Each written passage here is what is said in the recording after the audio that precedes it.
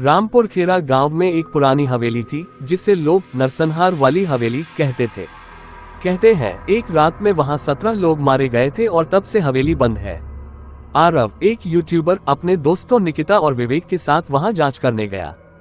रात 11 बजे जैसे ही वे पहुंचे, हवेली का दरवाजा खुद ब खुद खुल गया। हवेली के अंदर खून के निशान, टूटी मूर्तियां और जले फोटो फ्रेम थे।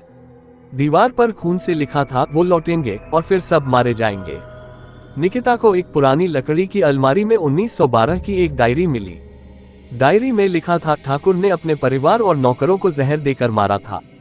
ठाकुर का बेटा उसी रात कुएं में गिरकर मर गया और आत्माएं बंध गईं। जैसे ही विवेक ने डायरी उठाई, दरवाजा बंद हो गया और चारों तरफ अंधेरा छा गया। कहीं से आवाज आए, क्यों आए हो, हमें क्यों जगा दिया।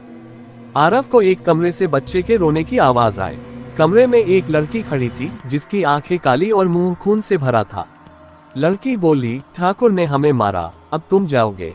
दीवारों से हाथ निकलने लगे और कमरे का दरवाजा बंद हो गया।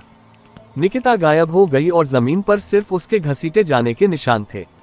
अब हवेली का नक्शा ही बदल गया था, हर दरवाजा कहीं और खुलता था।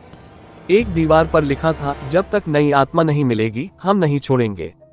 आरव ने विवेक को बचाने के लिए खुद को तहखाने में बंद कर लिया। हवेली का दरवाजा खुल गया और आरव की चीख गूंज उठी, अब मैं भी यहाँ का हिस्सा हूँ। आज भी लोग कहते हैं, जो गया और नहीं लौटा वो हवेली का हिस्सा बन गया।